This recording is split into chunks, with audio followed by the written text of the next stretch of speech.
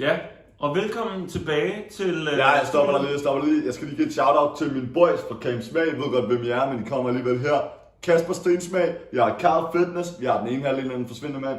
Den anden halvdel af den forsvindende mand. Løg, Ki, Zip, PDF, OMF, /Paul. Der er Victor, TSO, Babe, Olli, mere smag, Chrisser. Okay. Ja. Og i Camp Smag, hvad er det så lige, I laver der? Ja, det der sker, tak fordi du spørger, det er, at vi har det, der hedder en Crazy Tiger Spirit Award. Okay. Det var sidste år, der gjorde noget fucking vildt den første aften, og alle synes, jeg var fucking nice, som jeg jo er.